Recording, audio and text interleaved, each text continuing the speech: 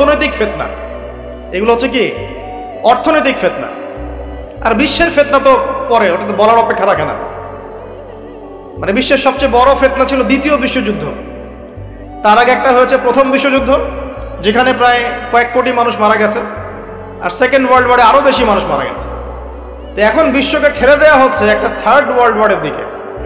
মানে যে কোনো সময় একটা তৃতীয় বিশ্বযুদ্ধের আশঙ্কা করছেন এখনকার যারা মিলিটারি অ্যাফেয়ার্স নিয়ে পড়াশোনা করেন, ওয়ার্ল্ড অ্যাফেয়ার্স নিয়ে পড়াশোনা করেন, তারা এগুলো বলতে পারবেন ভালো।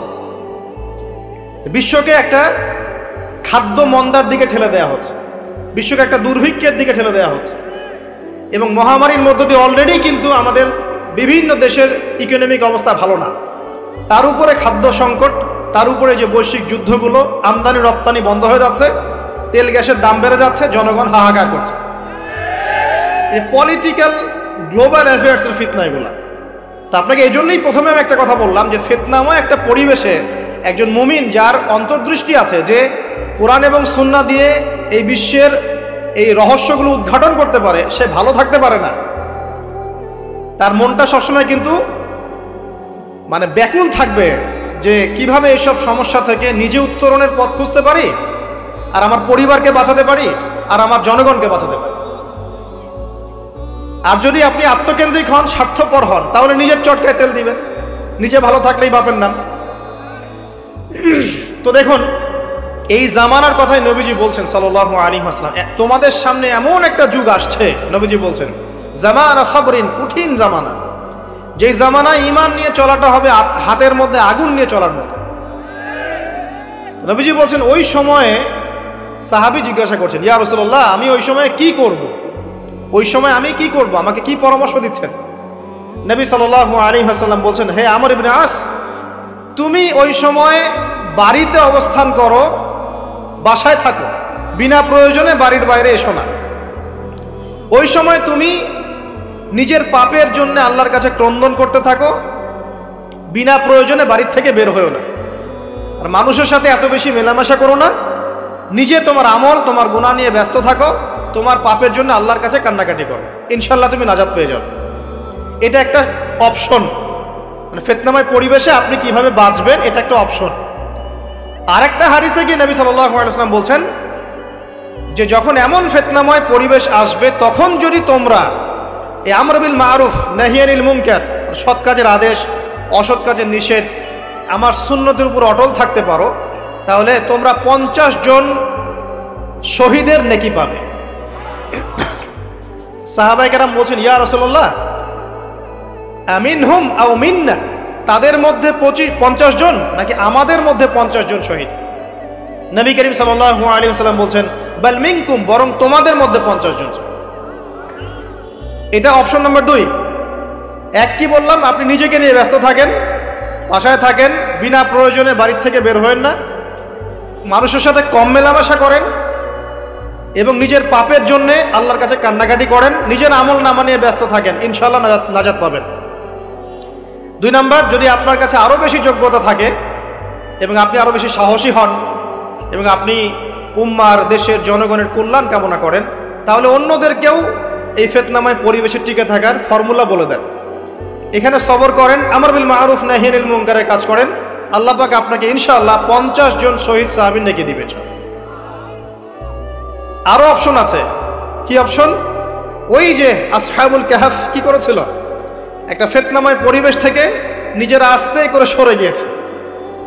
যখন আপনি পরিবেশকে পরিবর্তন করতে আর পারছেন না, দাওয়াত দিয়েও কোনো কাজ হচ্ছে না, মানুষ কথাও শুনছে না, জুলুম নির্যাতন বাড়তেই আছে, টিকে থাকা মুশকিল, তখন তাদের হিসেবের দায়িত্ব আল্লাহর উপর ছেড়ে দেন, আপনি ওখান থেকে ডিসকানেক্টেড হয়ে যান। এটা একটা অপশন। হয়তো আপনার কাছে মনে হচ্ছে না এখন ওই যুগ আসে নাই, কিন্তু আমি আপনাকে বলে দেই যে কোরআন এবং সুন্নাহর চোখ দিয়ে যদি আপনি দেখতে শেখেন এবং বর্তমান বিশ্বের প্রেক্ষাপটটা অ্যানালাইসিস করার যোগ্যতা আপনি অর্জন করেন কোরআন সুন্নাহর চোখ দিয়ে, আপনি বুঝতে পারবেন সেই সময় অনেক আগেই চলে এসেছিল। এখন ফিতনা এবং ফাসাদময় এই পরিবেশে আমরা কি করতে পারি, ছোট স্কেলে, বড় স্কেলে না, ছোট স্কেলে। আমি আজকে বড় বিষয় নিয়ে কথা বলতে আসি না, কারণ আমি চিন্তা করলাম যে আসলে প্রথমে যদি ব্যক্তিকেন্দ্রিক বিষয়টা ঠিক না হয়, বড় বিষয় আলোচনা করে কোনো লাভ নাই। আগে ব্যক্তি যদি ঠিক না হয়, বড় বিষয় আলোচনা করে আসলে কোনো লাভ নাই। আপনারা বুঝবেনও না, মাথার উপর দিয়ে চলে যান। এখন গ্লোবাল অ্যাফেয়ার্স নিয়ে কথা বলে খুব একটা ফায়দা নাই আপনাদের। এখন ইকোনমিক পুরো এই সুদভিত্তিক সিস্টেম আপনি চেঞ্জ করতে পারবেন না, এবং পুরো যে তাগুতি ব্যবস্থা আপনি চেঞ্জ করতে পারবেন না। আপনি কি করতে পারবেন? আপনি নিজেকে পরিবর্তন করতে পারবেন, আপনার পরিবারকে পরিবর্তন করতে পারবেন। এতটুকু আপনার পক্ষে এখন পর্যন্ত সহজ, ঠিক না? ঠিক কথা। এটা আপনি এখন করতে পারবেন। তো এটার ফর্মুলা কি? ফর্মুলা ঘাটতে গিয়ে আল্লাহ পাক আমার মাথার মধ্যে একটা হাদিস নিয়ে এসে দিলেন। কারণ আমি বিশ্বাস করি যে আপনারা বলছেন মৌলানা, আল্লামা, আমি আসলে এমন কিছু নই। এই কথাগুলো আসলে আমার সাথে যায় না। আমি নিতান্তই একজন ছোট মানুষ এবং তালেবে ইলম, জ্ঞানের পথের পথযাত্রী। আর আমি তালেবে ইলম হয়ে থাকতে চাই। আমি মুফতি নই, আমি মুহাদ্দিস, মুফাসসির বা এই যে শব্দগুলো আপনারা বলছেন, এমন কিছুই নয়। আসলে কিয়ামতের মাঠে আমি জান্নাতে যেতে পারবো কিনা আমি নিজেই জানি না। যখন কোনো মানুষ নিজেকে অনেক বড় মনে করা শুরু করবে, বুঝে নেবেন সে ইবলিসের আনুগত্য করা শুরু করেছে আর কি। কারণ ইবলিস বলেছিল আবা ওয়াস্তাকবারা, আমি খলাকতানি মিন নার ওয়া খলাকতাহু মিন তিন, আমাকে সৃষ্টি করেছেন আগুন দিয়ে, আদমকে সৃষ্টি করেছেন মাটি দিয়ে, আমি কেন আদমকে সিজদা করতে যাব? তো এটা ইবলিসের চরিত্র, আবা ওয়াস্তাকবার। সে উদ্ধত হয় এবং অহংকার প্রদর্শন করে। তো আমি মনে করি যে আমি কিছু বলি না, আল্লাহ রাব্বুল আলামিন আমাকে বলার তৌফিক দেন মাত্র, আলহামদুলিল্লাহ। তা আমার মাথায় একটা হাদিস আসছে, সকাল থেকে ঘুরছে। সেটা হচ্ছে, দেখুন, বারা ইবনে আযিব রাদিয়াল্লাহু আনহু থেকে বর্ণিত হাদিসটা আসছে এবং হাদিসটা বিশুদ্ধ। এখান থেকে আমি মূল আলোচনা যাচ্ছি যে একদিন আনসার মানুষদের মধ্যে, আনসার কারা? আমাদের আনসার বাহিনী। আনসার কারা? যারা মুহাজির সাহাবীদেরকে আশ্রয় দিয়েছিল মদিনায়, তাদেরকে কি বলা হয়? আনসার। তাহলে শব্দটা সুন্দর না? তাহলে আমাদের বাহিনীর নামটাও সুন্দর, মাশাআল্লাহ। তো আনসার সাহাবীদের মধ্যে একজন ইন্তেকাল করেছেন, ইন্না লিল্লাহি ওয়া ইন্না ইলাইহি রাজিউন। এখন তাকে দাফন করা হচ্ছে, আর নবী সাল্লাল্লাহু আলাইহি ওয়াসাল্লাম কবরের পাশে চুপ করে বসে পড়লেন। তার বসা দেখা দেখি বাকি সাহাবীরাও তাকে ঘিরে গোল করে বসে পড়লেন। তারা বলছেন, আমরা এমন ভাবে এখানে বসেছিলাম যেন আমাদের মাথার উপরে পাখি এসে বসতে পারে, চুপচাপ, কোনো নড়াচড়া নাই। দেখেন, রাসূলের সাথে বসার সুন্নত দেখেন। কোরআন এবং হাদিসের মাহফিলে বসার কিন্তু সুন্নত আছে। এখানে বসে দুনিয়াবি এত গল্পগুজব করা যাবে না, এই মোবাইল টোবাইল হাবিজাবি নিয়ে এত ব্যস্ত থাকা যাবে না, দিলের কান দিয়ে শুনতে হবে, ঠিক আছে? আদব আছে, না হলে কথা আপনার উপর তাসির করবে না। তারা এমনভাবে বসেছিলেন যেন মাথার উপরে পাখি বসতে পারে, সুবহানাল্লাহ। এবার নবী করিম সাল্লাল্লাহু আলাইহি ওয়াসাল্লাম বলছেন যে যখন মাইয়েতকে কবরে শোয়ানো হয় তখন সে তাকে দাফন করে যাওয়া ব্যক্তিদের হাঁটার খসখস আওয়াজ শুনতে পায়। এরপরে তাকে যখন শুইয়ে দেওয়া হয়, সে যদি মুমিন ব্যক্তি হয় তাহলে তার মাথার দিকে তার সলাত এসে দাঁড়িয়ে যায়। দুনিয়াতে আপনি যে নামাজগুলো পড়েছেন, আমি যে নামাজগুলো পড়ছি, এগুলো মাথার দিকে দাঁড়িয়ে যায়। ডান দিকে চলে আসে তার সওম, সওম মানে কি? রোজা। বাম দিকে চলে আসে যাকাত, যাকাত মানে কি? যাকাতের সাথে তো আমরা পরিচিত নই। আমরা ওই যে রাস্তাঘাটে যে দান খয়রাতগুলো উঠানো হয়, এগুলোর সাথে খুব পরিচিত, তাই না? কত টাকা, কত পয়সা, কি কি গান করে আর টাকা কালেকশন করে না? অনেক সময় দেখা যায় রাস্তায় যাচ্ছি আমরা গাড়ি নিয়ে, পারলে গাড়ির সামনে এসে হুমড়ি খেয়ে পড়বে টাকা নেওয়ার জন্য। এইভাবে টাকা কালেকশন করতে কে শিখিয়েছে ইসলামে? আর আমরা অনেক সময় ছোট ছোট বাচ্চাদেরকে দিয়ে, মাদ্রাসার ছোট ছোট বাচ্চাদেরকে দিয়ে টাকা কালেকশন করাই।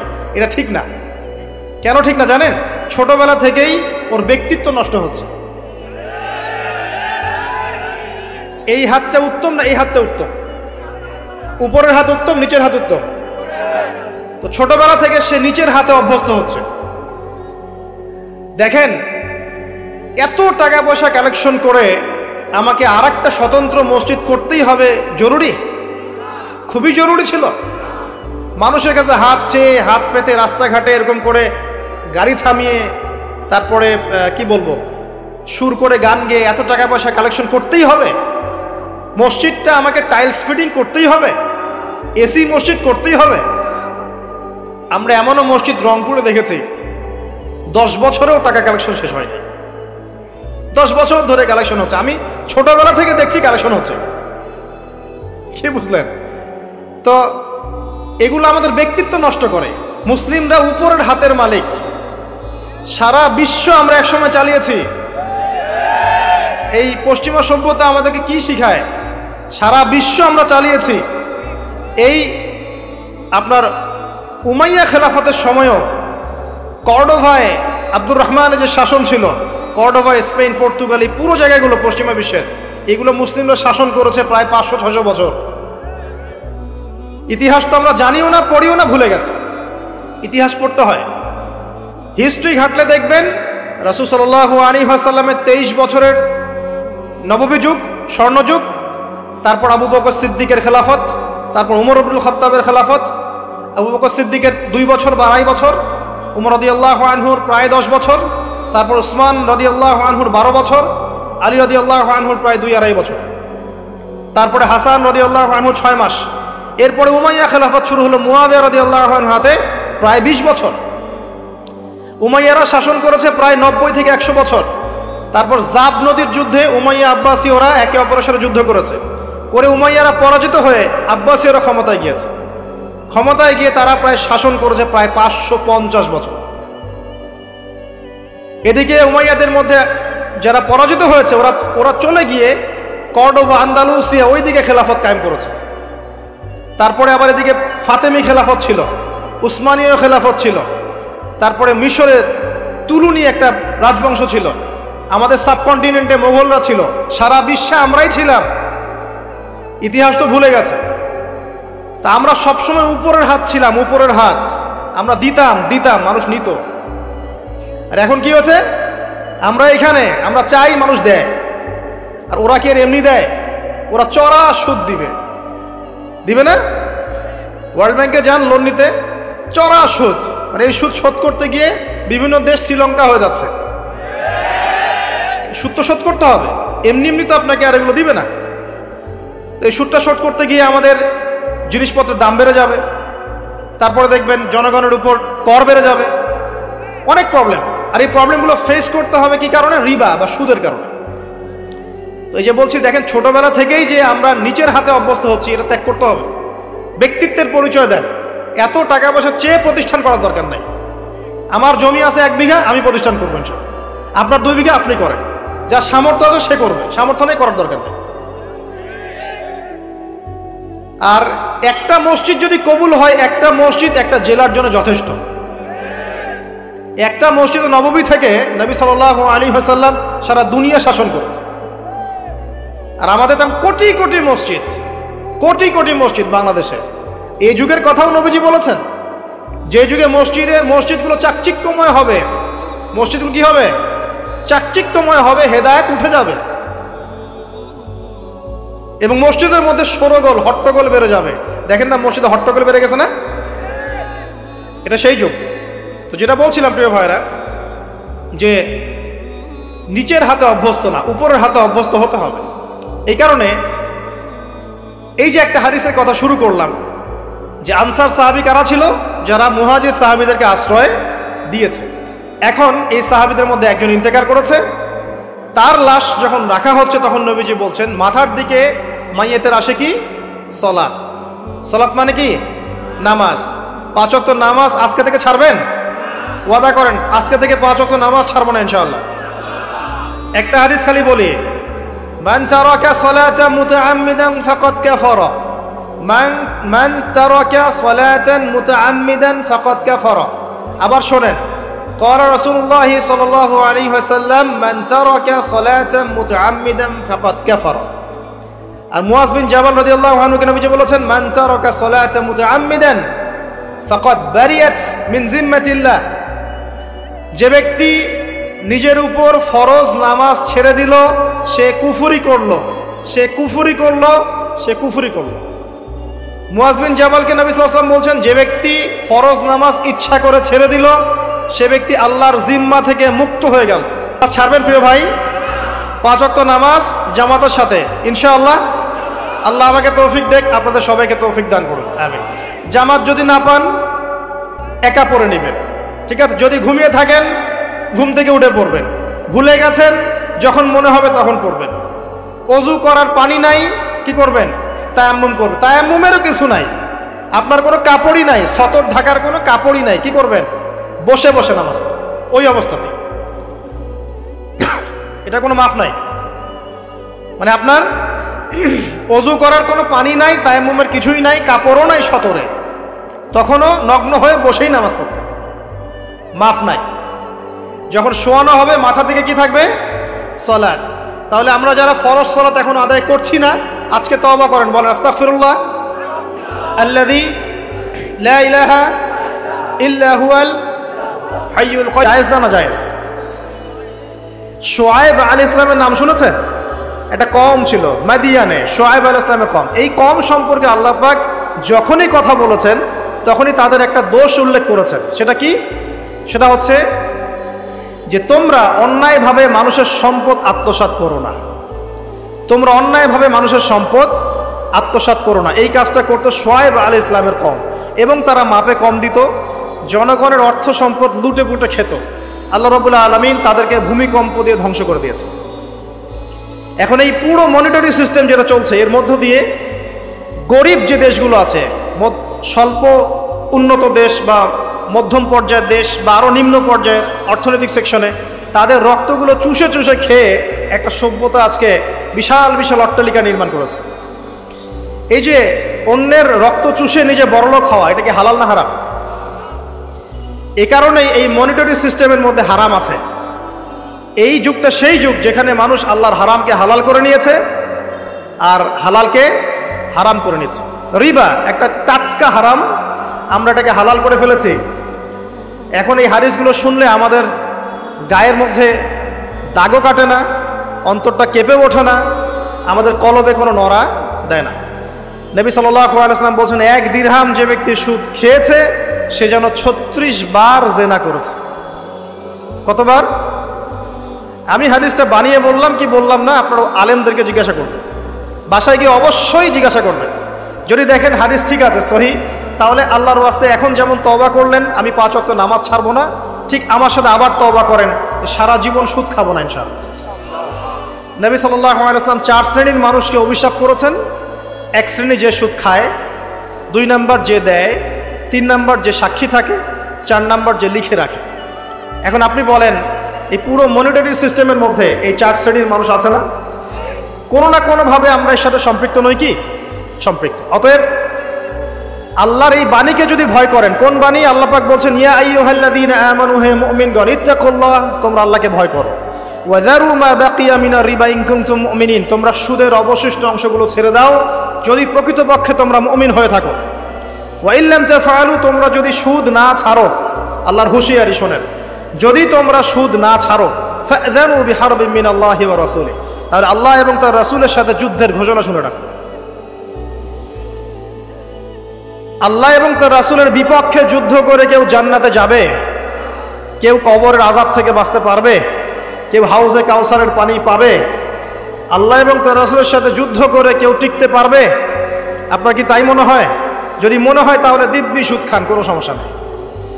আর যদি মনে হয় যে আল্লাহ এবং তার রাসূলের সাথে যুদ্ধ করে আমি পার পাবো না, আল্লাহ এবং তার রাসূলের বিরুদ্ধাচরণ করে আমার কবর টিকবে না, কারণ আমি একটা কথা বারবার বলি আপনাদেরকে, যে আল্লাহ ছাড়া আমাদের আপন বলতে কেউ আছে? একা এসেছেন পৃথিবীতে, একাই যেতে হবে।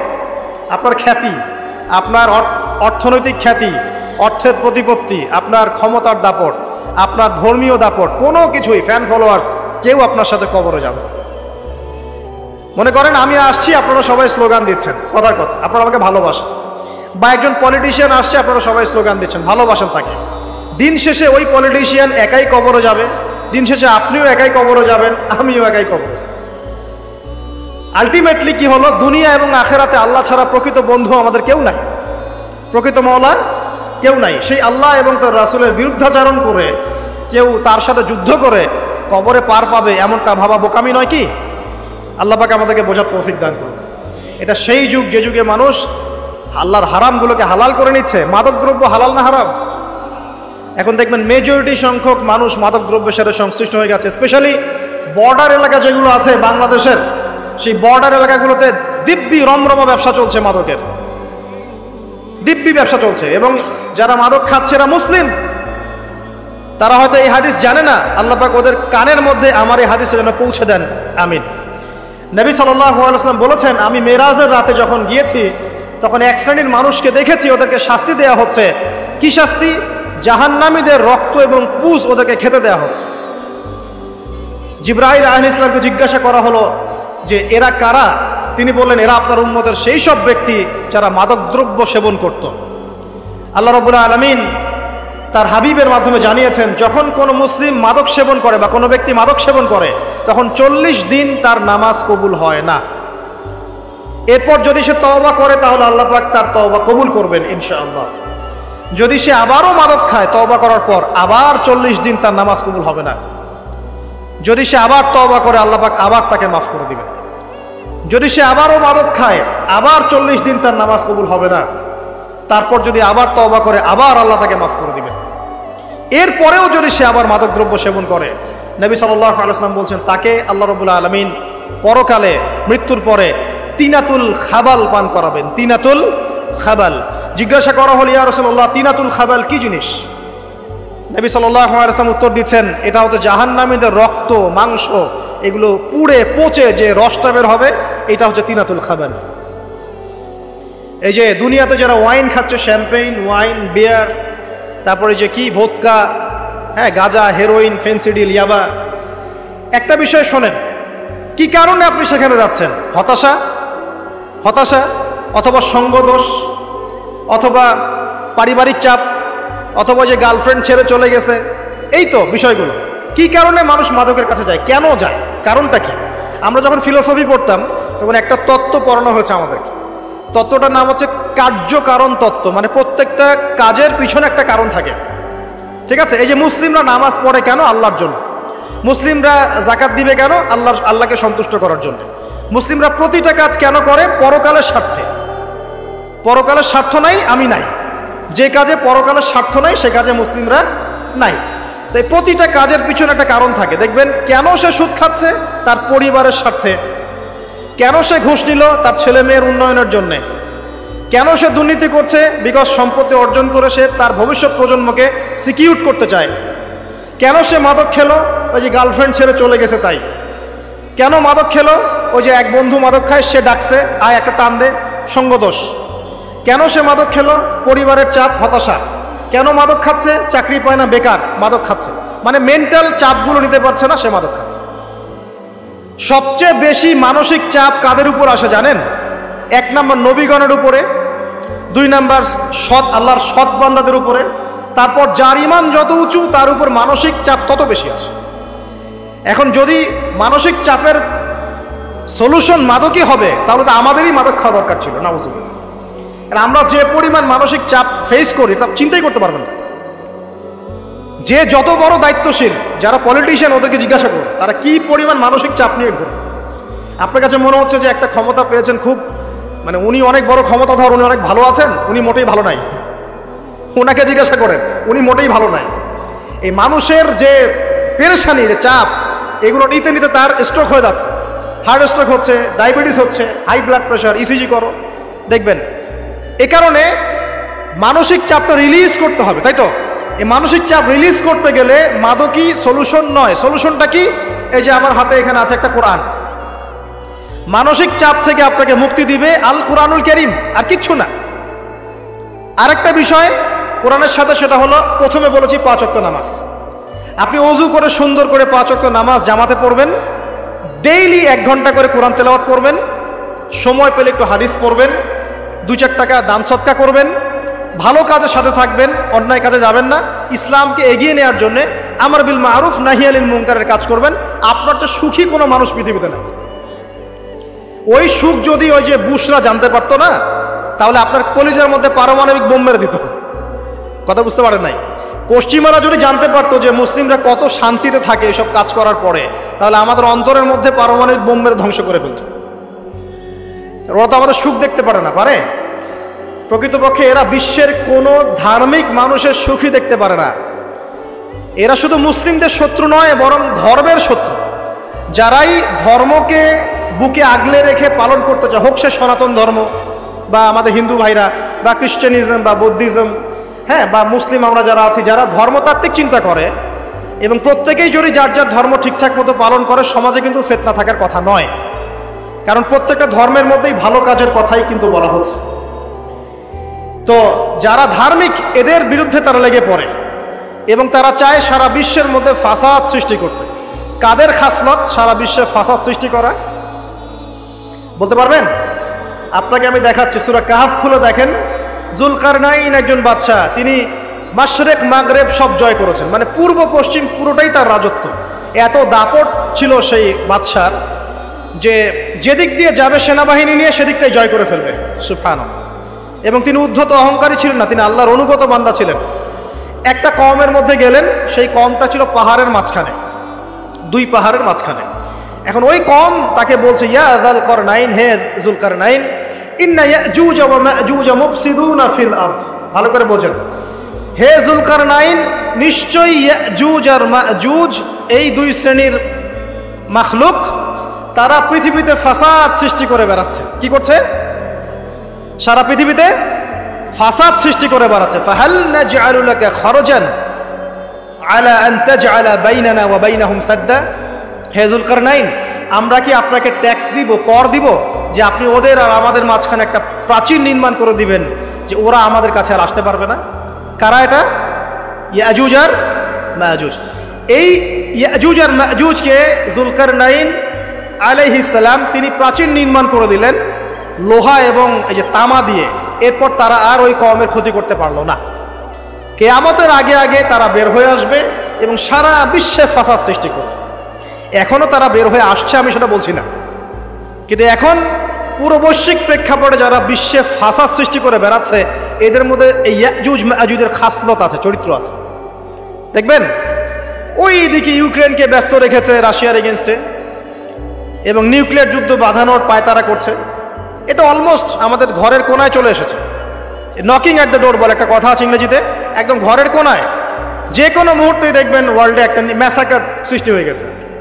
ওইদিকে তাইওয়ানকে ব্যস্ত রেখেছে চায়নার এগেনস্টে, ওইদিকে ইসরায়েলকে ব্যস্ত রেখেছে প্যালেস্টাইনিদের এগেনস্টে, এদিকে দেখবেন যে ইরাকে ব্যস্ত রেখেছে এই কন্টিনেন্টকে ISIS দিয়ে, ঠিক আছে, বাংলাদেশকেও ব্যস্ত রাখার চেষ্টা করছে মায়ানমারকে দিয়ে, দেখছেন না?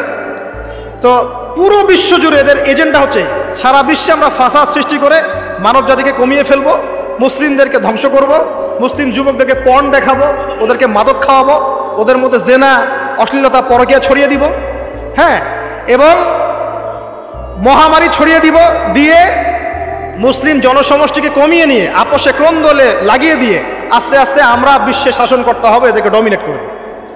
এবং এই এজেন্ডা বাস্তবায়নের দিকে তারা এগিয়ে। আতুবু ইলাইহি, হে আল্লাহ, আমরা তওবা করছি, সারা জীবনে যত নামাজ পড়ি নাই, এই সমস্ত নামাজ না পড়ার পাপ থেকে তোমার কাছে তওবা করছি। ঠিক আছে, এটা আস্তাগফিরুল্লাহর অর্থ নয়, আমি বাংলায় বললাম। আর যদি নামাজ কাজা করে আদায় করে দিতে পারেন আলহামদুলিল্লাহ, খুবই ভালো হয়। যদি নাও পারেন, তাও এখন থেকে আর কোনো নামাজ বাদ দিয়ে না, আর বেশি বেশি নফল নামাজ পড়ার চেষ্টা করেন। আল্লাহ পাক তৌফিক এনায়েত করুন। আসুন, তারপরে ডান দিকে কি? সওম। সওম মানে কি? রোজা। রমজান মাসে রোজা রাখি সবাই তো, মাশাআল্লাহ, আলহামদুলিল্লাহ। রমজান মাসে সওম রাখার পাশাপাশি বেশি বেশি নফল সওম রাখার ব্যাপারে অভ্যস্ত হওয়ার চেষ্টা করতে হবে। সবচেয়ে সেরা সওমগুলো হচ্ছে মাসের 3 দিন, আইয়ামে বীজের সওম, চাঁদের 13, 14 এবং 15 তারিখ। আর সপ্তাহে 2 দিন, সেটা হলো বৃহস্পতিবার এবং কি সোমবার। আল্লাহ পাক তৌফিক দান করুন, আমিন। এছাড়া আরাফার সওম আছে, আশুরার সওম আছে, ঠিক আছে, জিলহজ মাসের প্রথম 10 দিন রাখতে পারেন, ইত্যাদি। এবার বাম দিকে কি? যাকাত। যেটা বলছিলাম, যাকাতের সাথে আমরা খুব একটা পরিচিত নই, অথচ যাকাত একটা ফরজ ইবাদত। কেউ যদি নামাজ এবং যাকাতের মধ্যে পার্থক্য করে, সে ব্যক্তি কাফের হয়ে যাবে। কেউ যদি মনে করে নামাজ আমি মানি, যাকাত আমি মানি না, তাহলে কাফের হয়ে যাবে। নিসাব পরিমাণ সম্পদ হলে প্রত্যেক মুসলিমের উপর যাকাত ফরজ, ঠিক আছে। এবং এই জাকাতই হচ্ছে আপনার ইসলামিক অর্থনীতির মূল ভিত্তি। জাকাত হচ্ছে ইসলামিক অর্থনীতির কি মূল ভিত্তি। এই টিকটক প্রজন্মকে এখান থেকে সরান, এই মোবাইল নিয়ে যারা ব্যস্ত আছে এখান থেকে সরো, আলোচনার কনসেন্ট্রেশন নষ্ট করবো না। ধন্যবাদ। পরিবেশ নষ্ট করতে আসো কেন এখানে? দিনের কথা শুনতে যদি আসতে পারো তাহলে আসবো, আদারওয়াইজ আসার দরকার নাই। এখানে কথা হচ্ছে আল্লাহ এবং রসুলের, তুমি কথা বলতেছো পাশে। আল্লাহ এবং রসুলের কথা হচ্ছে, এখানে তুমি কথা বলো কোন সাহসে? সূরা হুজুরাতে আল্লাহ রাসূল সাল্লাল্লাহু আলাইহি ওয়াসাল্লাম, সূরা হুজুরাতে আল্লাহ পাক বলেছেন যে রাসূলের কথার উপরে কেউ যদি জোরে কথা বলে তার আমলনামা নষ্ট হয়ে যাবে। রাসূল কথা বলছেন, তার উপরে যদি জোরে কেউ কথা বলে আমলনামা নষ্ট হয়ে যাবে। আর এই মাহফিলগুলোতে আল্লাহ এবং তার রাসূলের কথা হয় না? এখানে কি যা ইচ্ছা তাই কথা বলা যাবে? যদি কোনো প্রয়োজন থাকে মাহফিল শেষ হবে তারপর কথা বলবে। এই আদবগুলো না শিখতে পারলে মাহফিলের বরকত থাকে না। আর মোবাইলটা যে আমাদের কি করে দিল ভাই, মানে পুরো কমন সেন্স, হিউম্যান বিহেভিয়ার সব নষ্ট করে ফেলছে। বসে আছেন চুপচাপ, মানে এমন হয় ফোনটা বের করছে, এমন অস্ত্র বের করছে, ফোন বের করে খাটাস করে মুখের সামনে ফোনটা। অনুমতিরও প্রয়োজন নাই যে ভাই একটা ছবি কি নিব, পারমিশনেরও দরকার। মানে ম্যানার্স কমন সেন্স নষ্ট করে ফেলছে। আগে মুসলিমদের সাথে দুইটা জিনিস থাকতো। যখন মুসলিমরা সারা বিশ্বকে নেতৃত্ব দিয়েছে তখন ডান দিকে একটা বড় তরোয়াল থাকতো আর বাম দিকে একটা ছোট খঞ্জর থাকতো, জানেন? এই মোগল আমলেও দেখবেন, নবাব সিরাজউদ্দৌলাদের আমলেও দেখবেন, ডান পাশে একটা বড় সৌর থাকতো আর বাম পাশে থাকতো একটা ছোট খঞ্জর। ওই দুইটা জায়গায় এখন স্থান নিয়েছে ডান পকেটে একটা বড় স্মার্টফোন আর বাম পকেটে ছোট একটা আবার কথা বলা ফোন। মানসিকভাবে আমরা সুস্থ নই এখন। আল্লাহ পাক আমাদেরকে বোঝার তৌফিক দেখ। কথাগুলো আঘাত করার জন্য বলছি না, আমি কথাগুলো বলছি এই কারণে যে আমাদের এই যুব সমাজকে নিয়ে আমাদের অনেক আশা। যুবকরা ইসলাম শিখবে, এলেম শিখবে, আমল করবে, ইনশাআল্লাহ আগামী দিনে এই জাতিকে নেতৃত্ব দিবে। তো এই সময় থেকে যদি ওদেরকে ট্রেন্ড আপ করা না যায়, তাদের ম্যানার্স, বিহেভিয়ার, হিউম্যান বিহেভিয়ারগুলো ডেভেলপ করা না যায়, তাহলে আগামী দিনে কি এরা জাতিকে নেতৃত্ব দিতে পারবে? তো যে কথা বলছিলাম প্রিয় ভাইরা, দেখুন যাকাত ইসলামিক অর্থনীতির মূল ভিত্তি। কিভাবে জানেন? ব্যবসা এবং যাকাত এটা কি করে? এটা একটা মার্কেটের মধ্যে সম্পদ ঘুরতে থাকে। আমি বুঝাচ্ছি আপনাকে। মনে করেন আপনি ব্যবসা করছেন এবং যাকাত দিচ্ছেন। যাকাত কারা দিবে? যারা যাকাতের নিসাব পরিমাণ সম্পত্তি রাখে, মানে কিছুটা ধনী তারা। তো তারা ব্যবসা করছে, মাশাআল্লাহ। ব্যবসা যখন করে, ব্যবসায় কি থাকে? লাভ থাকে, লস থাকে, লাভ থাকে, লস থাকে। লাভও হতে পারে আপনার, লসও হতে পারে। আর সুদে কি? শুধু লাভ, লস আছে? লস নাই। পার্থক্য বোঝেন। এখন ব্যবসা যখন আপনি করবেন, এই টাকা বা মূল যে ক্যাপিটাল যেটা বলে অর্থনীতির ভাষায়, এটা মার্কেটের মধ্যে সার্কুলেট করতে থাকবে। আজকে আপনি ধনী, লাভ করেছেন, কালকে লস করবেন, এই ধন আরেকজনের হাতে চলে যাবে। সে আমার ব্যবসা করছে, সে লাভ করলে সম্পদ তার হাতে থাকলো, লস করলে আরেকজনের হাতে। মানে এই মানিটা, ক্যাপিটাল যেটা, এটা মার্কেটের মধ্যে ঘুরতে থাকে। আজকে কেউ ধনী, কালকে কেউ ধনী, আজকে কেউ ফকির, কালকে কেউ ধনী, এভাবে। এখানে আল্লাহ পাক যাকে ইচ্ছা হয় ধন দেন, যাকে ইচ্ছা হয় দরিদ্র করেন। এটা আল্লাহ পাক নিয়ন্ত্রণ করেন। আবার এর মধ্যে যারা ধনী হবে তারা আবার যাকাত দিবে। কাকে যাকাত দিবে? যে গরিব তাকে। এই কারণে অর্থনৈতিক সাম্য থাকবে এবং টাকা, ক্যাপিটাল মার্কেটে সার্কুলেট করতে থাকবে। এটা হচ্ছে ইসলামিক ইকোনমিক্স। বোঝাতে পারছি না মনে হয়? আর রিবায় কি হবে? রিবায় কোনো লসের চান্স নাই। মানে এখানে ধনী আরো ধনী হতে থাকবে, গরিব আরো গরিব হতে থাকবে, প্লাস যাকাতও দিবে না। তখন সমাজের একটা অংশ অনেক ধনী হবে আর একটা অংশ একদম মাটিতে পড়ে যাবে, কোনো ব্যালেন্স হবে না। এই কারণে বিশ্বের একটা অংশ, ওই বিশ্বের একটা বড় অংশ যারা সুদখোর, যেখান থেকে সুদ এসেছে, ওইটা আস্তে আস্তে ধনী হয়ে গেছে এবং বিশ্বের বহু কান্ট্রি আস্তে আস্তে দারিদ্র্য সীমার নিচে চলে আসছে। এটা শুধু ব্যক্তির ক্ষেত্রেই নয়, এটা সমাজের ক্ষেত্রেই নয়, পুরো বিশ্বেটা হচ্ছে। তো এই হলো রিবা এবং ব্যবসা ভিত্তিক, যাকাত ভিত্তিক ইকোনমিক সিস্টেমের পার্থক্য, বেসিক ডিফারেন্স। রিবার মধ্যে আল্লাহ পাক তার হাত উঠিয়ে নেন, আল্লাহ পাক সেখানে আর ইন্টারফেয়ার করেন না। ঠিক আছে, সুদ খাচ্ছ, তুমি তোমার মতো চলো। আর ব্যবসা ভিত্তিক ইকোনমিক্স চললে আল্লাহ পাক সেখানে কাউকে ধন দিবেন, কারো কাছ থেকে নিবেন। আপনার ধন নিয়ে আমাকে দিবেন, আমার ধন নিয়ে আপনাকে দিবেন। আর আমি যদি ধনী হই, আমি আবার জাকাত দিব, সেই জাকাতের টাকা আবার আপনার হাতে যাবে, কেউ না খেয়ে মরবে। তো সামনে এই যে বলা হচ্ছে 2023 সাল, শুধু 23 সাল না, আমার অবজারভেশন 2026-27 পর্যন্ত একটা অর্থনৈতিক মন্দা চলতে পারে। বলবে কিছু কিছু লোক যে ভবিষ্যৎবাণী করতে যাওয়া, এটা ভবিষ্যৎবাণী নয়। আপনি বর্তমান সম্পর্কে খবর রাখেন না বলেই বর্তমানকে আপনার ভবিষ্যৎ মনে হচ্ছে। আমাদের অনারেবল মিনিস্টার যারা আছেন ওদেরকে জিজ্ঞাসা করেন, তাদেরকে জিজ্ঞাসা করেন, তারাও বলছেন যে 2023 সাল থেকে 26 সাল খাদ্য মন্দার মতো যাবে। দেখেন নাই, তারা এই কথা বলছেন কারণ তারা বুঝতে পারছেন ওয়ার্ল্ডের অবস্থা ভালো না। এখানে একটা সলিউশন বলছে, ইচ্ছা হলে আপনি গ্রহণ করতে পারেন, ইচ্ছা হলে নাও করতে পারেন। আমার তো চাপিয়ে দেওয়ার কোনো ক্ষমতা নাই। ফাযাক্কির ইন্নামা আনতা মুযাক্কির, আপনি শুধু উপদেশদাতা। লাস্তা আলাইহিম বিমুসাইতির, আপনি কারো প্রতি দারোগা নন। কি উপদেশ? এই যে জাকাত, যেটা জাকাত, আমাদের জাকাত যেটা আসে, এটাকে একটু বড় পরিসরে কালেক্ট করার চেষ্টা করতে হবে। করে যদি আমরা সুষ্ঠু বন্টন করতে পারি গরিবদের মাঝখানে, ইনশাআল্লাহ কেউ খাদ্য অভাবে মারা যাবে না ইনশাআল্লাহ। আল্লাহ পাক আমাদেরকে বোঝার তৌফিক দান করুন। এর পাশাপাশি তারা যেটা বলেছেন, ইকোনমিক সেকশনের লিডার যারা আছে তারা যেটা বলছেন এটা ঠিক বলছেন। তারা বলছেন কৃষিভিত্তিক অর্থনীতির কথা বলছেন, এটার সাথে আমি 100% একমত। কারণ আল্লাহ পাকের কোরআন, এই কোরআনের মধ্যে বেশিরভাগ যে অর্থনীতির কথা এসেছে তা হচ্ছে কৃষিভিত্তিক অর্থনীতি। এটা কি জানেন? হয়তো জানেন না।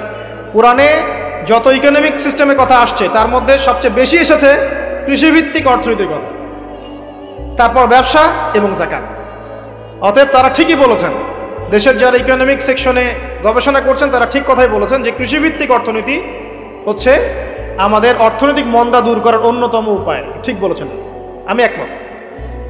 তো যাকাত যেটা কথা বলছিলাম, বাম দিকে যাকাত আসবে, তো যাকাত আমরা দিব তো ইনশাল্লাহ ভাই। যাদের শোনেন, বাংলাদেশে এমন অনেক শিল্পপতি আছে যাদের একজনের যাকাতের টাকা দিয়ে একটা গ্রাম চলতে পারে। আর যাকাতের টাকা কিন্তু শুধু এক বছরে আসবে না, প্রতি বছরেই ঘুরে ঘুরে আসবে। মনে করেন যে আপনাদের এলাকার মধ্যে অনেক বিত্তশালী আছেন, আমি দোয়া করি মন থেকে আল্লাহ পাক বিত্তশালীদের অন্তরটাকে নরম করে দিক এবং ওসমান রাদিয়াল্লাহু আনহুর মতো দানশীল করে দিক। আমরা দোয়া করি, আমরা কারো খারাপ চাবো, সবার জন্য হেদায়েতের দোয়া করব। টাকা থাকতে তো সমস্যা নাই, কিন্তু টাকা থেকে যদি ওসমান রাদিয়াল্লাহু আনহু হতে না পারলাম তাহলে সমস্যা। টাকা থাকতে কোনো সমস্যা নাই, ধন আপনাকে আল্লাহ দিতেই পারে। এই ধনটাকে উসমান গনি রাদিয়াল্লাহু আনহুর মতো আল্লাহর পথে বিতরণ করে দেন, ইনশাআল্লাহ আল্লাহ পাক আপনাকে জান্নাতুল ফেরদৌস দান করবেন। তো অনুরোধ থাকবে, দেখেন আপনারা যদি একটা এলাকার যাকাত কালেক্ট করতে পারেন, মনে করেন কথার কথা এখানে কিছু মেয়ে আছে যারা খারাপ পথে পা বাড়িয়েছে, আমার কথা বুঝতে পারছেন? আচ্ছা, এরকম পল্লী অনেক জায়গায় আছে না? এক বছরের যাকাতের টাকা দিয়ে সমস্ত যৌনপল্লীর মেয়েদেরকে কাজ দেয়া সম্ভব, কর্মে আনা সম্ভব। ওদেরকে কাজের ব্যবস্থা করে দেন, ওরা কখনোই এই সেক্স ওয়ার্কারের কাজ করবে না ইনশাআল্লাহ। কোনো মেয়ে এই কাজ করতে চায় না, আমার মতে কোনো মেয়ে চায় না যে ইজ্জত বিক্রি করে খাবো। কোনো মেয়ে চাবে?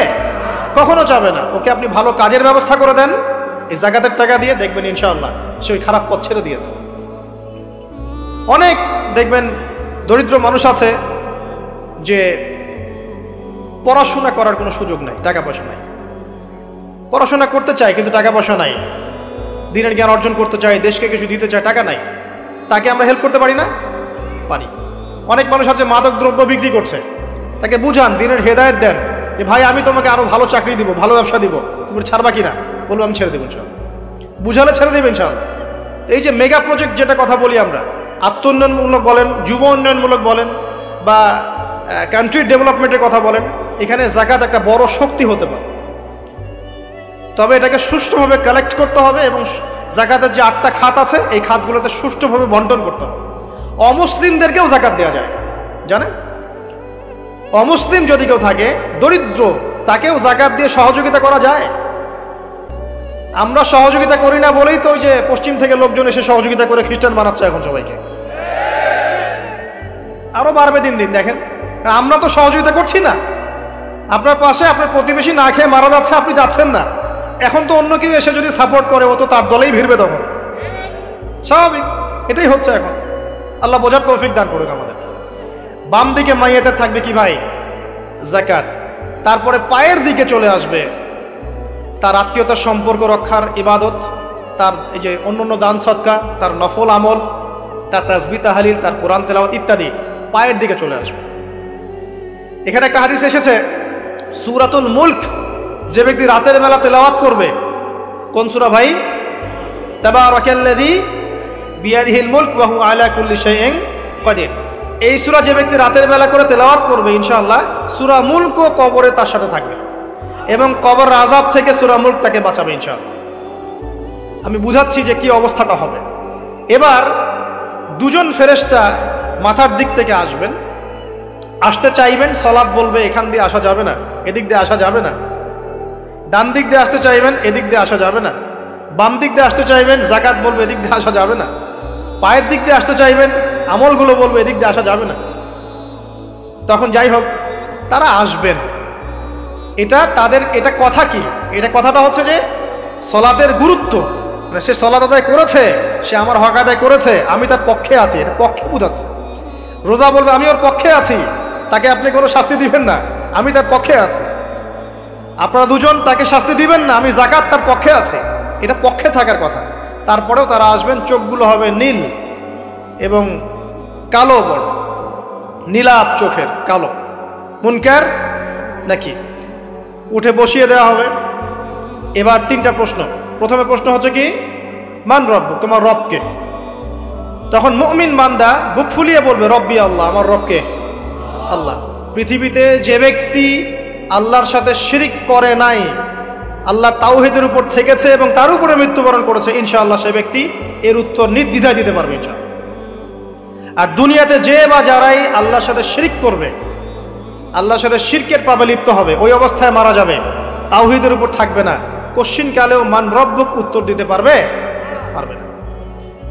তারপরে প্রশ্ন হয়ে যাবে মা দীনুক, তোমার দিন কি ছিল? মুমিন বান্দা উত্তর দিবে কি, দীনই আল ইসলাম, আমার দিন ছিল ইসলাম। এখানে শুনে রাখেন, পৃথিবীতে যারা ইসলামকে পরিপূর্ণরূপে পালন করবে তারাই এই উত্তর দিতে পারবে ইনশাআল্লাহ। যারা ইসলামকে ঠাট্টা বিদ্রুপের হাসি তামাশার পাত্র বানিয়েছে, মন চাইলে কিছু করি, মন চাইলে কিছু করি না, সহজগুলো একটু আমল করি, বাকি কিছুর আমল ধারি না, হ্যাঁ, নামাজ পড়ি, সুদ ছাড়তে পারি না, ঠিক আছে, বছর বছর ওমরা করি, এদিকে ঘুষ দুর্নীতি ছাড়তে পারি না, ইসলামকে ঠাট্টা তামাশার পাত্র বানিয়েছে, এরা কোশ্চিনকালে উত্তর দিতে পারবে না মা দীনুক, দিনে পরিপূর্ণরূপে ইসলামে প্রবেশ করতে বলেছেন আল্লাহ রাব্বুল আলামিন। যারা পরিপূর্ণরূপে ইসলামে প্রবেশ করবে এবং ইসলামের প্রতিটা মৌলিক বিধান মেনে চলবে, ইনশাআল্লাহ তারা এর উত্তর দিতে পারবে। এরপরে আসবে তৃতীয় প্রশ্ন। নবী সাল্লাল্লাহু আলাইহি ওয়াসাল্লামকে দেখানো হবে, যখন দেখানো হবে তখন সূর্য যখন ডুবে যায়, যে দৃশ্যটা আমরা দেখতে পারি না, ওই দৃশ্যটা ভেসে উঠবে এবং মুমিন বান্দা অস্থির হয়ে যাবে, বলবে আমাকে ছেড়ে দাও, আমি নামাজ পড়বো। সুবহানাল্লাহ। কারণ তার কাছে মনে হবে যে আসরের ওয়াক্ত যাচ্ছে সুকৌশলে, আর আমরা কি করছি ভাই? আমরা শুধু কাজ যতটুকু না করছি তার চেয়ে বেশি আমরা আয়ু আশা শোডাউন করছি। দেখেন বেশিরভাগ মানুষ আমাদের নামাজের খবর নাই, বেশিরভাগ মানুষ তাজকি আত্মশুদ্ধির খবর নাই, ভালো আলেমের কাছে এসে পড়ে থাকবে কোনো খবর নাই, কোরআন পড়া শিখবে এসবের খবর নাই, যেগুলো করলে কোনো সমস্যা হয় না বা অল্প পরিশ্রমে করা যায়, ওই যে ঘরের মধ্যে শুয়ে শুয়ে ফেসবুকে 2 লাইন লেখা যায়, খুব সহজ, লিখলেন আবার শুয়ে গেলেন, কোনো সমস্যা নাই। কোনো কনস্ট্রাকটিভ সুদূর প্রসারী কাজ আমাদের হচ্ছে না, যেটা হচ্ছে এটা প্রয়োজনের তুলনায় নিতান্তই নগণ্য। এই কারণে আমাদের যারা দিন, আমরা যারা বুঝি, যাদের মধ্যে ইসলামের চেতনা আছে, ইসলামকে ভালোবাসি, আমরা যারা চাই দিন এগিয়ে যাক, আমাদের কনস্ট্রাকটিভ কাজ করতে হবে, মানে সুদূর প্রসারী কাজ করতে হবে। শৈথিল্যতাবাদীও হবেন না, আবার চরমপন্থীও হবেন না, মধ্যমপন্থী হয়ে ইসলামকে, কোরআনকে এবং হাদিসকে হাতে নিয়ে উম্মার ঐক্যের স্বার্থে, দেশ জাতি জনগণের ঐক্যের স্বার্থে এগিয়ে যান। আল্লাহ পাক আপনাদের হাতকে শক্তিশালী করুন, দোয়া করুন। এখানে খুবই স্মার্ট হতে হবে এবং বেসিক কাজগুলো খুব বেশি করে করতে হবে। বেসিক কাজ কি ভাই? বেসিক কাজ হচ্ছে আপনার নামাজ, বেসিক কাজ আপনাকে কোরআন শিখতে হবে, বেসিক কাজ আপনাকে আরবি শিখতে হবে, বেসিক কাজ আপনি যেখানে পড়াশোনা করছেন এই পড়াশোনা করে ওই জ্ঞানটাকে দিয়ে ইসলামের খেদমতে আপনাকে কল্যাণে কাজ করতে হবে। বেসিক কাজ যেখানে আপনাকে আল্লাহ পাক দায়িত্ব দিবেন সেখান থেকেই আপনাকে দিনের খেদমত করতে হবে। ডক্টর হন, দিনের খেদমত করেন, ইঞ্জিনিয়ার হন, দিনের খেদমত করেন, পলিটিশিয়ান হন, কোনো আপত্তি নাই, আমরা আপনাকে ভোট দিব ইনশাআল্লাহ, আমরা আপনাকেই ভোট দিব ইনশাআল্লাহ, আপনি ওখানে গিয়ে দিনের খেদমত করেন, আল্লাহ পাক তৌফিক দান করুন। কথা কি বুঝতে পারছেন? ইসলাম ক্ষমতা জোর করে আদায় করে নেওয়ার জন্য আসে নাই। আবু যার রাদিয়াল্লাহু আনহু কি বলছেন জানেন? আবু যার রাদিয়াল্লাহু আনহুকে নবী সাল্লাল্লাহু আলাইহি ওয়াসাল্লাম বলছেন, আবু যার তুমি দায়িত্ব চেয়ে নিও না, কারণ যদি তুমি দায়িত্ব চেয়ে নাও তখন আল্লাহর পক্ষ থেকে তোমাকে সাহায্য করা হবে না, আর যদি মানুষ তোমাকে দায়িত্ব দেয় আল্লাহ তোমাকে সাহায্য করবে। কত চমৎকার সিস্টেম ইসলাম। আর এখন আমরা কি করি, আমাকে দেন, ও ভালো না আমি ভালো, ওরা সব খারাপ আমি ভালো। বুঝতে পারছেন না কিয়ামতের মাঠে কি কঠিন হিসাবটা দিতে হবে। আল্লাহ পাক আপনাদেরকে বোঝার তৌফিক দান করুন। এগুলো কল্যাণকর নয়, আপনার জন্য অকল্যাণ হতে পারে। তবে হ্যাঁ, যদি আপনার মধ্যে ঈমান থাকে, আপনার মধ্যে যোগ্যতা থাকে, অবশ্যই আপনি দায়িত্ব চেয়ে নেবেন, এবং ইনশাআল্লাহ তখন আমরা আপনাকে দায়িত্ব দিব, আমরা আপনাকে ভোট দিব, আপনি জনগণের শাসন কার্য পরিচালনা করবেন, আল্লাহ আপনার হাতকে শক্তিশালী করবেন ইনশাআল্লাহ। আল্লাহ পাক আমাদের নিচু থেকে উঁচু মহলের সবাইকে হেদায়েত দান করুন, দোয়া করি। ইসলাম কারো শত্রু নয়। মুসলিমের রক্ত ঝরানোর জন্যে, কল্লা কাটার জন্য আমরা কিন্তু পৃথিবীতে আসি নাই। আমরা আমাদের আসল শত্রুদেরকে চিনতে ভুল করেছি, এই কারণে আমরা আপোষে হানাহানি কাটাকাটির মধ্যে লিপ্ত আছি। এই যে সামনে যে কি হবে আল্লাহ ভালো জানেন, দেখবেন কত মানুষ যে মুসলিম মারামারি করে মারা যাবে আল্লাহ ভালো জানেন। এগুলো কাম্য নয়। আল্লাহ পাক আমাদেরকে বোঝার তৌফিক দান করুন। দেখুন ভাই, এই যুগের কথা বলতে গিয়ে এখানে আসলাম। ওই যে যুলকারনাইন যে ইয়াজুজ মাজুজের কথা বললো, এখনকার বিশ্ব যারা পরিচালনা করে দেখবেন তাদের মধ্যে ওই ফাসাদ সৃষ্টি করার এই খাসলতটা থেকেই গেছে। সারা বিশ্বেরা ফাসাদ সৃষ্টি করছে। আমি কিন্তু বলিনি এরাই ইয়াজুজ মাজুজ, কথাকে আবার অন্যদিকে নিয়ে যায় না, আমি কিন্তু এই কথা বলি না। আমি বলছি তাদের মধ্যে এই চরিত্র দেখা যায়। এই যুগ সেই যুগ যখন আপনি মাদককে হালাল করে নিচ্ছেন, রিবাকে হালাল করে নিচ্ছেন, বেহায়াপনাকে হালাল করে নিচ্ছেন, কাপড় খোলাকে হালাল করে নিচ্ছেন। আপনি মুসলিম হয়েও দেখবেন শিরকে লিপ্ত আছেন, সুন্নতে লেবাস আছে কিন্তু আকীদার মধ্যে বেদাত থেকে গেছে। আপনি মুসলিম হয়ে হালাল হারাম রিজিকের পরোয়া করছেন না, দিনের বেসিক জিনিসগুলো শিখছেন না। আল্লাহ পাক এই যুগের ফিতনাগুলো থেকে আমাদের মুসলিমদেরকে হেফাজত করুন, আমিন। কিভাবে সাফল্য অর্জন করবেন, আমি একটা পয়েন্ট আজকে উল্লেখ করে এই পয়েন্ট থেকে আলোচনার গুটিয়ে নিব ইনশাআল্লাহ। আমি জাস্ট একটা পয়েন্ট বলছি আপনাকে। আল্লাহ রাব্বুল আলামিন বলেন, ক্বাদ আফলাহা মান যাক্কাহা, সে ব্যক্তি সফল হয়ে গেছে যে ব্যক্তি তার আত্মাকে পরিশুদ্ধ করতে পেরেছে। ওয়া ক্বাদ খাবা মান দাসাহা, যে ব্যক্তি আত্মাকে পরিশুদ্ধ করতে পারে নাই সে ব্যক্তি ধ্বংস হয়ে গেছে। কিভাবে পরিশুদ্ধ করবেন, তিনটা হাদিস আপনাকে আগে শোনাই। এক, আল্লাহ রাব্বুল আলামিনের হাবিব মুহাম্মদ সাল্লাল্লাহু আলাইহি ওয়াসাল্লাম দরুদ পড়েন, বলেন সাল্লাল্লাহু আলাইহি ওয়াসাল্লাম।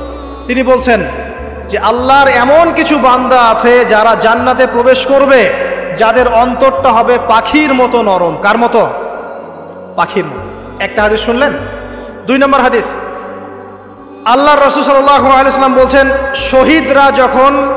শহীদদের আত্মা যখন আল্লাহর কাছে পৌঁছায়, আল্লাহ রাব্বুল আলামিন সেই আত্মাগুলোকে সবুজ রঙের কিছু পাখির মধ্যে প্রদান করেন, এবং সেই পাখিগুলো আরশের নিচে লণ্ঠন আছে, এখানে বসে থাকে, এবং তারা জান্নাতের যে কোনো জায়গায় যায়, ঘুরে খাবার খায়, আবার ফিরে আসে। আল্লাহ পাক তাদেরকে বলেন যে তোমরা কি চাও, তোমরা কি চাও? শহীদরা কিচ্ছু বলতে পারে না, কি চাইবো, আল্লাহ এত নিয়ামত দিয়েছেন, কি চাইবো? যখন আল্লাহ বারংবার প্রশ্ন করতে থাকেন, তোমরা কি আর কিছু চাও, তোমরা কি আর কিছু চাও, তোমরা কি আর কিছু চাও, তখন শহীদরা শেষে বুঝে যে আমাদের কিছু না কিছু তো বলতে হবে এখন। তখন তারা বলে, হে আল্লাহ, আমরা আরো একবার পৃথিবীতে যেতে চাই এবং তোমার পথে জীবন দিয়ে আবার ফিরে আসতে চাই। আল্লাহ পাক বলেন, এই সুযোগ তো আর নেই, অতএব তোমাদের আর কিছু চাওয়ার নেই, তোমরা এখানেই থাকো। আরেকটা হাদিস শোনেন, রাসূলুল্লাহ সাল্লাল্লাহু আলাইহি ওয়াসাল্লাম বলেছেন, এই হাদিসটা ওমর রাদিয়াল্লাহু আনহু থেকেও এসেছে, যে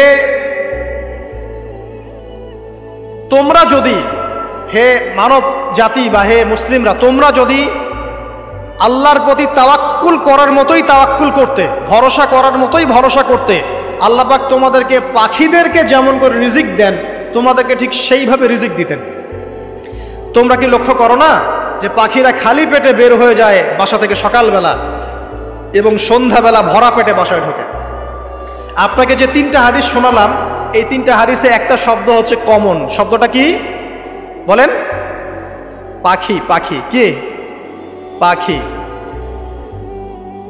আল্লাহ রাব্বুল আলামিন পাখিদের কাছ থেকে আমাদেরকে শিখতে বলছেন, এবং বলছেন যে পাখিদের মনটা হয় খুব নরম, খুব সফট, এবং তারা আল্লাহর প্রতি তাওয়াক্কুল করে পূর্ণ মাত্রায়। তারা সকালবেলা ভোরবেলা বের হয়ে যায় এবং সন্ধ্যাবেলা বাসায় ফেরে, খালি পেটে বের হয়, ভরা পেটে বাসায় ফেরে। এবং আল্লাহ পাক সবচেয়ে সম্মানিত মৌত যেটা শহীদের মৌত, সেই শহীদদের আত্মাকে আল্লাহ পাক পাখির রূপ দিবেন। তাহলে পাখিটার বিষয়ে একটা ফোকাস করা দরকার আছে না? আচ্ছা, এখানে আসেন। পাখির মন হচ্ছে নরম, মানে পাখির মনটা তাসকিয়া, আত্মশুদ্ধিতে পরিপূর্ণ। কদ আফলাহা মান যাক্কাহা, সে ব্যক্তি সফল হলো যার হৃদয়টা পবিত্র, নিষ্পাপ, নিষ্কলুষিত হলো, সে ব্যক্তি সফল হবে ইনশাআল্লাহ। একটা কাজ এখানে খেয়াল করেন, পাখিরা সকালবেলা ভোরবেলা বের হয় আর সন্ধ্যাবেলা বাসায় ফেরে। এখনকার মুসলিমদেরকে দেখবেন দুপুরবেলা ওঠে, রাত 3টায় ঘুমায়। কথা কি বুঝেন নাই? পাখির একদম ভোরবেলা ওঠে, যখন ফজরের আজান দিচ্ছে ঠিক তার আগ মুহূর্তে পাখির কিচিরমিচির শুনছেন, তার মানে নামাজের ওয়াক্ত প্রায় চলে যাচ্ছে, তার মানে তার আল্লাহ পাকের হুকুমের সাথেই জেগে ওঠে। সূর্য ডুবে তারা ডুবে যায়। ঠিক এরকম সুন্নত ছিল নবী সাল্লাল্লাহু আলাইহি ওয়াসাল্লামের এবং সাহাবায়ে কেরামের। আজকে 1400 বছর পর মুসলিম জাতি এই সুন্নাহ ভুলে গেছে। আর আমাদের সুন্নত দেখবেন, যদি কোনো রকম উঠেও ফেলি ফজরে, আবার 12টা পর্যন্ত ঘুম, আরো বেশি। আর এই যুব সমাজ যারা আছো তোমরা, কেউই 3টা-4টার আগে ঘুমায় বলে আমার মনে হয়। অলওয়েজ অনলাইনে পড়ে আছে, টিকটক নিয়ে, ফেসবুক নিয়ে, গার্লফ্রেন্ডের সাথে চ্যাটিং। পাখির মতো হতে পারলে পরে মনটা তো নরম হবে, তারপরে না তাসকিয়া অর্জন হবে। পাখির রুটিনটা কি?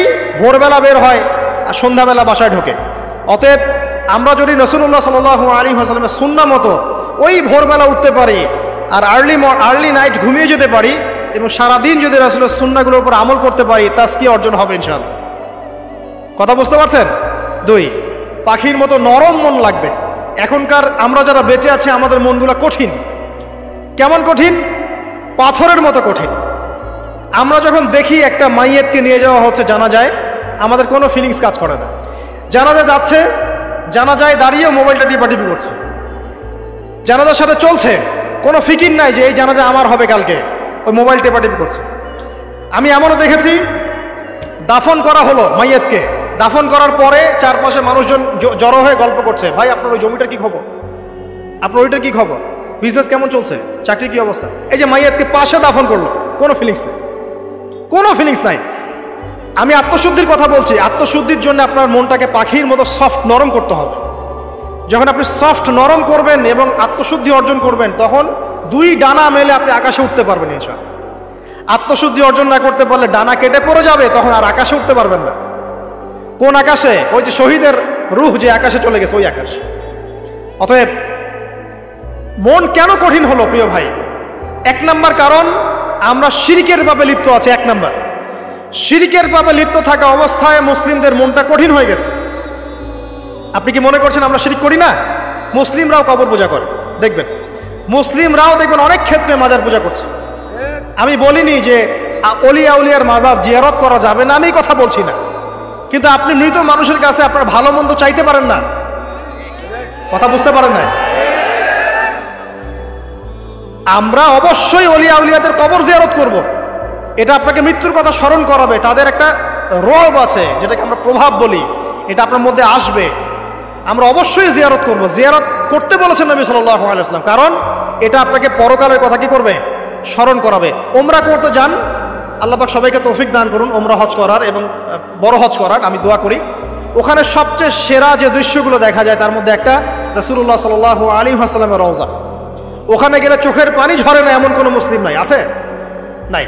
আরেকটা সবচেয়ে মন নরম করা একটা দৃশ্য হচ্ছে জান্নাতুল বাকি, যেটা আমরা বাকিউল গারকাত বলি, যেখানে আপনি দেখবেন সাহাবায়ে কেরাম রাদিয়াল্লাহু আনহুমের কবর, যতদূর চোখ যায় তাদের কবর। কবরের কোনো মাজার নাই, সেখানে কোনো তাওয়াফ হচ্ছে না কবরকে কেন্দ্র করে, সেখানে কবরে কেউ ফুল চড়াচ্ছে না, একটা ছোট্ট পাথর দেখা যায় খেলে, আর কিছু না। পৃথিবীর সবচেয়ে শ্রেষ্ঠ মানুষগুলো সেখানে শুয়ে আছেন। ওখানে গিয়ে দাঁড়াবেন, দেখবেন নিজেকে তুচ্ছ বলে মনে হবে, মনে হবে আমি এই পৃথিবীতে আর কি করছি, সেরা মানুষগুলি মাটির নিচে, আমি এখানে কি করছি। তো দেখুন প্রিয় ভাইরা, অবশ্যই অলিয়া উলিয়াদের কবর জিয়ারত করবেন, কিন্তু মৃত ব্যক্তি আপনার কল্যাণ করতে পারবে? অকল্যাণ করতে পারবে? হ্যাঁ, তারা আল্লাহর কাছে সুপারিশ করতে পারবে আল্লাহ পাক যখন তাদেরকে অনুমতি দিবেন। তারপর আল্লাহ পাক যখন অনুমতি দিবেন, তখন নবী সাল্লাল্লাহু আলাইহি ওয়াসাল্লাম সুপারিশ করবেন, অলিয়া উলিয়াগণ করবেন, আলেম ওলামা করবেন, শহীদগণ করবেন, হাফেজে কোরআন করবে, অনেকেই করবেন ইনশাআল্লাহ। আল্লাহ পাক আমাদের তাকদীরে এইসব সুপারিশ নসিব করুন বলি না আমি। মুসলিমরা আজকে শিরিক করছে অনেক ক্ষেত্রেই। দেখবেন হাতে একটা এই যে বালা পরে আছে, খুলে না। কেন খুলেন না ভাই? বলে যে এটা খুললে যদি রোগ হয়, রোগ দেওয়ার মালিক কে? ওই বালা না আল্লাহ? এই যে আপনার বিশ্বাস জন্মে নিয়েছে,